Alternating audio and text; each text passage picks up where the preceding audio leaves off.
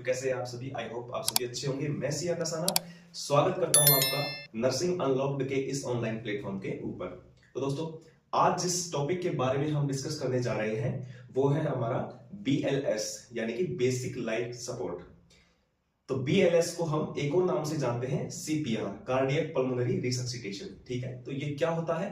तो चलिए शुरू करते हैं क्लास को। BLS बेसिक लाइफ सपोर्ट या फिर कार्डियक पल्मोनरी रिससिटेशन एक लाइफ सेविंग प्रोसीजर है।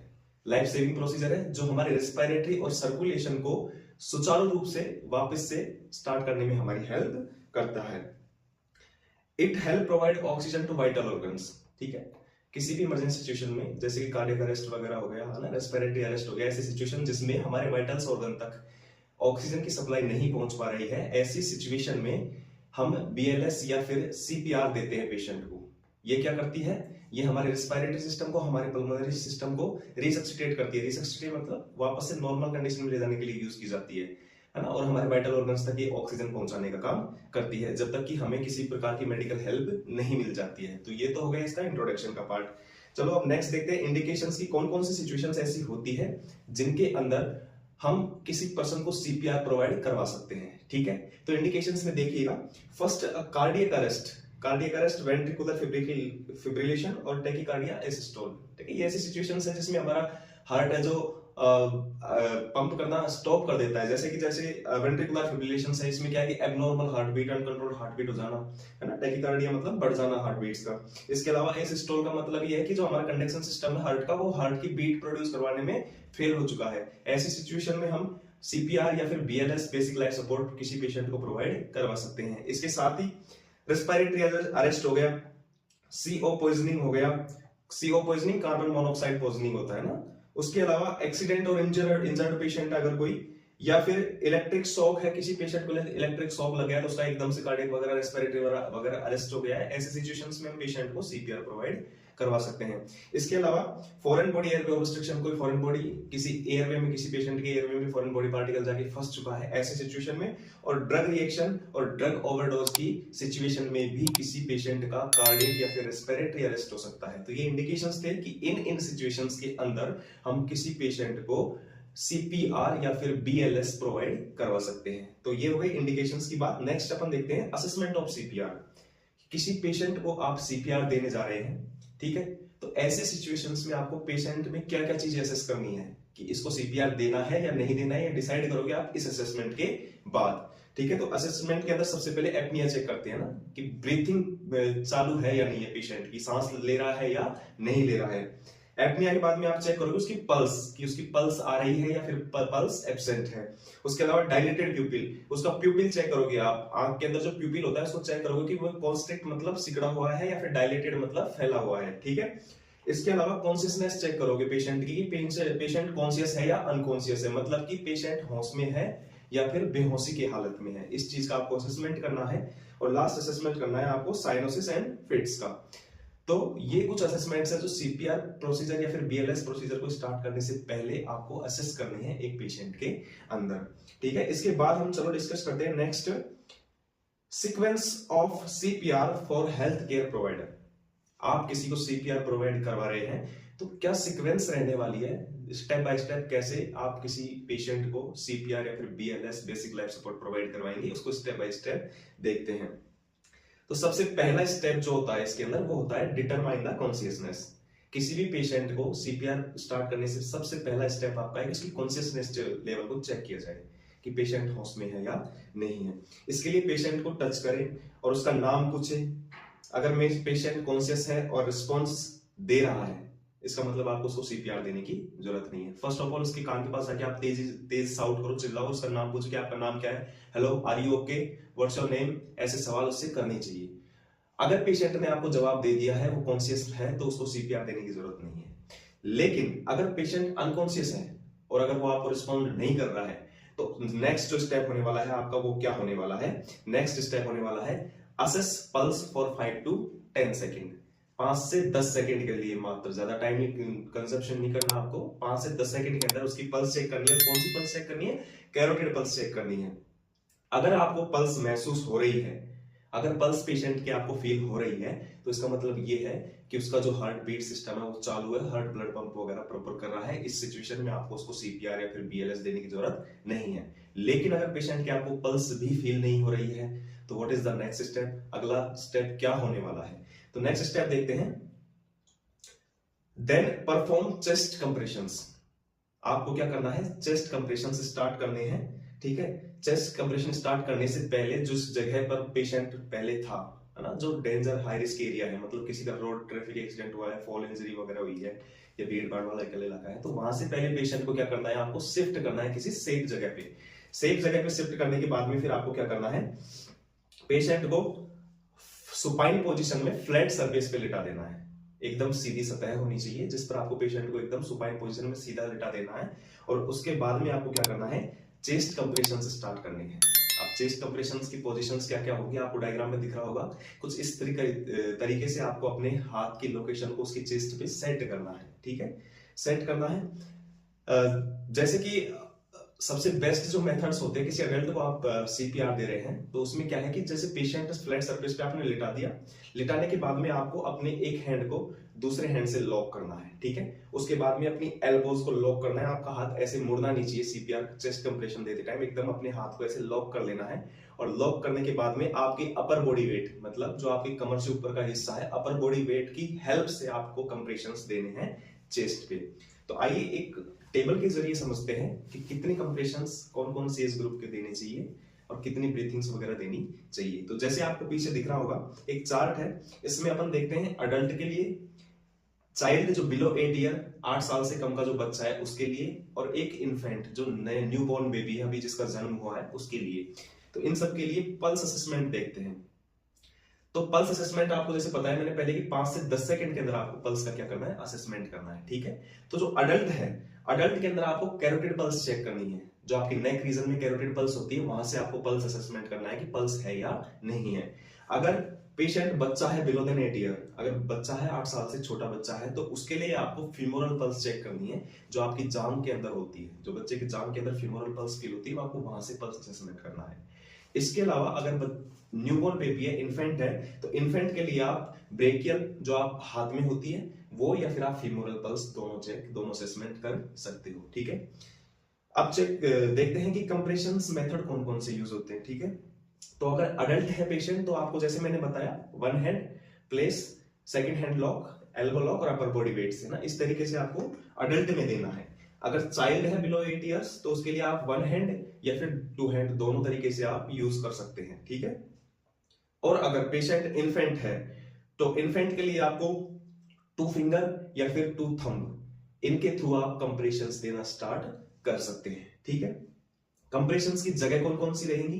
तो कंप्रेशंस की जगह रहेंगी अडल्ट के अंदर अगर आप देखने चाहो तो lower half of sternum between nipple centre of the heart, between nipple centre of the heart, nipple line के सेंटर में आपका जो स्टर्नम है, स्टर्नम के लोअर हाफ पोर्शन में, मतलब कि यहां पर स्लाइटली, है ना, स्लाइटली लेफ्ट साइड, थोड़ा यहां पर लोअर हाफ ऑफ स्टर्नम के एरिया में, इस जगह पर आपको चेस्ट कंप्रेशंस देने हैं अडल्ट के अंदर, ठीक है। और अगर पेशेंट बच्चा है बिलो देन 8 ईयर चाइल्ड है तो उसके लिए सेम एज अडल्ट आप यही यूज कर सकते हो। निप्पल लाइंस के सेंटर में below lower half of sternum, इस जगह पर आप चेस्ट कंप्रेशंस दे सकते हो। लेकिन अगर पेशेंट बच्चा है, इन्फेंट है, न्यूबॉर्न बेबी है, तो उसके लिए आपको just below the nipple line के जस्ट बिलो इस एरिया में आपको कंप्रेशंस देना स्टार्ट कर देना है। इसके अलावा कंप्रेशंस की डेप्थ कितनी है कि आप जब कंप्रेशंस दे रहे हो तो गहराई कितनी जानी चाहिए चेस्ट की अप एंड डाउन होने की, ठीक है। तो अडल्ट के अंदर 2 इंच कंप्रेशन डेप्थ होनी चाहिए, जबकि चाइल्ड के अंदर भी 2 इंच सेम कंप्रेशन डेप्थ होनी चाहिए। लेकिन इन्फेंट के अंदर मात्र 1.5 इंच आपको कंप्रेशन डेप्थ रखनी है। इससे ज्यादा अगर आपने प्रेशर पुट किया तो रिब्स फ्रैक्चर वगैरह होने का खतरा बन सकता है, ठीक है। और कंप्रेशंस की रेट क्या होनी चाहिए?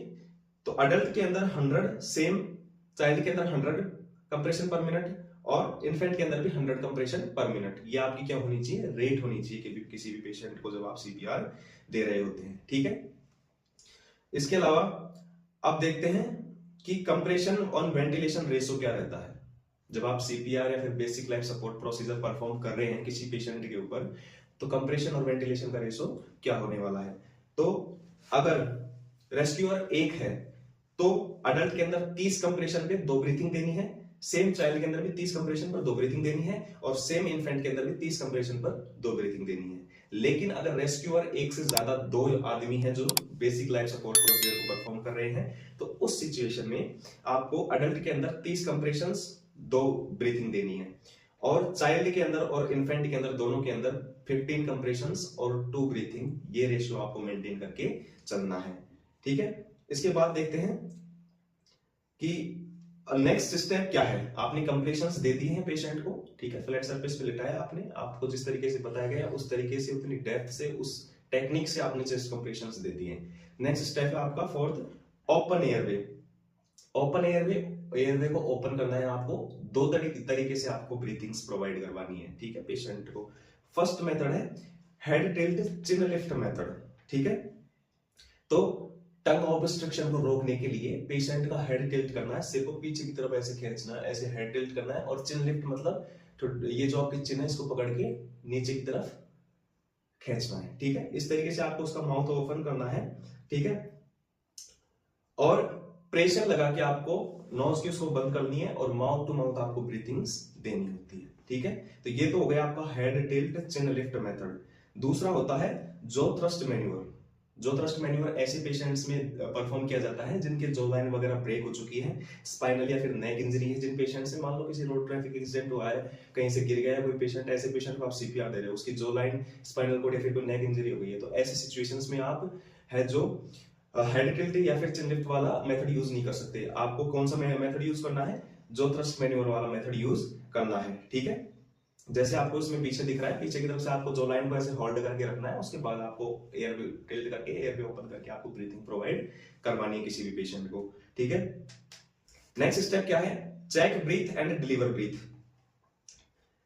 Pinch the nostrils and give mouth to mouth breathing, each rescue breathing deliver over 1 second with visible chest rise. जब आप पेशेंट को दे रहे हैं, ठीक है, ब्रीथिंग दे रहे हैं, तो उस टाइम पे आपको क्या करना है, पिंच नोस्ट्रिल्स, पेशेंट के नोस्ट्रिल्स को आपको बंद करना है और माउथ टू माउथ ब्रीथिंग देना है विद साथ में ये भी ऑब्जर्वेशन करता रहना है कि उसकी जो चेस्ट है वो राइज एंड डाउन हो रही है या नहीं हो रही है। जैसे आपको पीछे दिख रहा होगा, इस तरीके से आपको ऑब्जर्वेशन करना है कि उसकी चेस्ट में मूवमेंट हो रहा है या नहीं हो रहा है, ठीक है। 1 ब्रीथ, हर ब्रीथ 2 से 3 सेकंड में दें, और ब्रीथ रेट रेशो 20 से 30 ब्रीथ पर मिनट में उसको लग जानी चाहिए। ये आपका अमेरिकन हेल्थ एसोसिएशन की गाइडलाइन निकली थी 2020 में, उसके अकॉर्डिंग ये रेशो है, ठीक है। उसके बाद में नेक्स्ट स्टेप आपका रहने वाला है, आपने कंप्रेशंस दे दिए, आपने उसके जो ब्रीथिंग प्रोवाइड करवा दी, उसको सीपीआर दे रहे हो आप कंटिन्यू। अब active emergency medical service system, इसका क्या मतलब है कि आपको कौन से केस में कब मेडिकल डिपार्टमेंट के मेडिकल इमरजेंसीज को इन्फॉर्म करना है। अगर सीपीआर प्रोसीजर आप अडल्ट को दे रहे हो तो पहले आपको कॉल करना है हेल्थ डिपार्टमेंट को, एम्बुलेंस वगैरह को, और उसके बाद में आपको प्रोसीजर परफॉर्म करनी है। लेकिन अगर आप सीपीआर प्रोसीजर परफॉर्म कर रहे हैं एक चाइल्ड या इन्फेंट के लिए, तो पहले आपको 5 साइकिल है ना जो कंप्रेशन और ब्रीथिंग के देने हैं, उसके बाद आपको कॉल करना है हेल्प के लिए, एम्बुलेंस के लिए, ठीक है। तो ये क्या है, मेडिकल इमरजेंसी सर्विस सिस्टम है जिसको आपको एक्टिव करना है। नेक्स्ट स्टेप अपना होता है डिफिब्रिलेशन। अगर सीपीआर या बीएलएस जो है आप किसी हेल्थ केयर बॉडी के अंदर दे रहे हैं, जैसे कोई हॉस्पिटल है, कोई नर्सिंग होम है, ऐसी जगह पर अगर आप सीपीआर प्रोवाइड करवा रहे हैं, और अगर सीपीआर से आपका जो पेशेंट है वो रिकवर नहीं हो पा रहा है, तो ऐसे सिचुएशन में लास्ट ऑप्शन आपके पास बचता है डिफिब्रिलेशन। जैसा कि आपको पीछे इमेज में दिख रहा है, ऐसी एक मशीन होती है डिफिब्रिलेशन की। ये क्या करती है डिफिब्रिलेशन की, ये थेरेपेटिक इलेक्ट्रिक करंट देते हैं बॉडी में पेशेंट की, है ना, थेरेपेटिक इलेक्ट्रिक करंट जनरेट करती है ना, जिससे हार्ट रिदम वगैरह को या हार्ट रेट वगैरह को मेंटेन किया जा सके, रीजनरेट किया जा सके, ठीक है। तो इसको बोलते हैं डिफिब्रिलेशन मशीन, डिफिब्रिलेटर मशीन है। और ये सिर्फ ऐसे पेशेंट में यूज होती है मोस्टली, जैसे कि pulseless cases, ventricular tachycardia, ventricular fibrillation है, जिनका मतलब कि हार्ट बीट वगैरह जो कंडक्शन सिस्टम हार्ट का फेल हो चुका है, पल्स बिल्कुल भी फील नहीं हो रही है, सीपीआर देने के बाद भी बिल्कुल एंड स्टेज पे पहुंच रहा है पेशेंट, तो ऐसी सिचुएशन में आपको लास्ट ऑप्शन के रूप में किसको इस्तेमाल करना है, डिफिब्रिलेटर मशीन को यूज करना है, ठीक है। तो नेक्स्ट स्टेप देखते हैं इसमें क्या है, डिफिब्रिलेटर एनर्जी चार्ज। जब आप किसी पेशेंट को इलेक्ट्रिक करंट थेरेपी दे रहे हैं डिफिब्रिलेशन मशीन के थ्रू, तो उसका जो इलेक्ट्रिक चार्ज है वो कितना होना चाहिए, ठीक है। तो इसमें 2 तरीके हैं, एक होता है बाइफेजिक, एक होता है मोनोफेजिक। बाइफेजिक मतलब जिसमें दो पेडल्स होते हैं, मशीन के अंदर दो पेडल्स होते हैं इलेक्ट्रिक करंट देने के लिए, आप दो जगह से आप उसको इलेक्ट्रिक करंट प्रोवाइड करवाते हैं। अगर ऐसी मशीन आपके पास अवेलेबल है तो 120 से 200 जूल के बीच में आपका जो इलेक्ट्रिक चार्ज एनर्जी चार्ज होना चाहिए। और अगर मोनोफेजिक मशीन है आपके पास, सिंगल पेडल वाली मशीन है, तो उसके अंदर 360 जूल आपके इलेक्ट्रिक चार्ज होना चाहिए। वैसे मोस्टली बाइफेजिक मशीन को ही यूज किया जाता है हर जगह, क्योंकि इसकी जो सक्सेस रेट रेशियो है वो 90% होता है, जबकि मोनोफेजिक का 60% ही होता है। जो मोनोफेजिक मशीन होती है इससे क्या है, जैसे कि इंजरी वगैरह होने के, फ्रैक्चर्स वगैरह होने के चांसेस ज्यादा रहते हैं। अच्छा, डिफिब्रिलेटर मशीन से जब आप किसी पेशेंट को इलेक्ट्रिक करंट थेरेपी देने जा रहे हैं, उससे पहले आपको 3 times no one is touching the bed before shock shut the oxygen. मतलब यह है कि आप जब शॉक देने जा रहे हैं उससे पहले आपको 3 बार रिकॉल करना है कि कोई भी पेशेंट के बेड को टच नहीं करेगा, उससे थोड़ा दूर हट जाएगा, और ऑक्सीजन सप्लाई को एकदम बंद कर देना है। उसके बाद में आपको डिफिब्रिलेटर मशीन के थ्रू आपको इलेक्ट्रिक शॉक पेशेंट को देने होते हैं। इस इंडिकेशंस का आपको जरूर से ध्यान रखना है। इसके अलावा प्लेसमेंट ऑफ पेडल्स देख लेते हैं। जो डिफिब्रिलेटर मशीन है उसके पेडल्स का प्लेसमेंट कौन कौन सी जगह पे करते हैं। तो जैसे आपको डायग्राम में दिख रहा है, एक होता है बेस ऑफ हार्ट और एक होता है अपेक्स ऑफ हार्ट, है ना। तो बेस ऑफ हार्ट ऊपर की तरफ और अपेक्स ऑफ हार्ट नीचे की तरफ, इन दोनों लोकेशंस पे आपको क्या करना है, जो इलेक्ट्रिक पेडल्स है उनको प्लेस करना है। उसके बाद में आपको इलेक्ट्रिक करंट थेरेपी देनी है, किसको, पेशेंट के लिए, ठीक है। पेडल प्रेशर कितना होना चाहिए डिफिब्रिलेशन में, 25 LV 25 LV का पेडल प्रेशर आपको पेशेंट की बॉडी के ऊपर पुट करना है, ठीक है। तो अब लास्ट वन देखते हैं अपन, कॉम्प्लिकेशंस क्या है, कि आप जब किसी को डिफिब्रिलेशन मशीन के थ्रू इलेक्ट्रिक करंट शॉक दे रहे हैं तो उसका क्या क्या कॉम्प्लिकेशंस हो सकते हैं। तो जैसे कि रिब्स फ्रैक्चर हो सकती है ना? आपने प्रेशर अगर ज्यादा पुट हो गया या फिर इलेक्ट्रिक करंट शॉक थेरेपी जैसे आप पेशेंट को देते हैं तो उसके रिब्स वगैरह फ्रैक्चर होने का कम रिस्क रहता है। उसके अलावा फेलियल चेस्ट, उसके अलावा लंग इंजरी, लंग कंडीशन, ठीक है। इसके अलावा एब्डोमिनल ऑर्गन्स में इंजरी हो सकती है। वोमिटिंग एंड एस्पिरेशंस हो सकता है, अगर उसके सीक्रेशंस है माउथ में, नोज में किसी भी तरीके के, तो उस दौरान वो क्या करता है, उनको एस्पिरेट कर सकता है। उसके अलावा न्यूमोथोरेक्स। तो ये थी आज की हमारी क्लास बेसिक लाइफ सपोर्ट के ऊपर, या फिर जिसको आप कार्डियक पल्मोनरी रिसक्सिटेशन कह सकते हैं। आई होप आप सभी को ये क्लास समझ आई होगी। हाँ, मुझे पता है क्लास थोड़ी लंबी हो गई, लेकिन कंप्लीट डिटेल में मैंने आपको पढ़ा दिया है। इसके बाद आपका कोई भी ट्यूशन क्वेरी इस टॉपिक से रिलेटेड बाकी नहीं रहेगा। तो आज के लिए बस इतना ही, मिलते हैं जल्दी किसी नए वीडियो में किसी नए टॉपिक के साथ में। तब तक माता पिता की सेवा कीजिए, हंसते रहिए, मुस्कुराते रहिए। जय हिंद, जय भारत।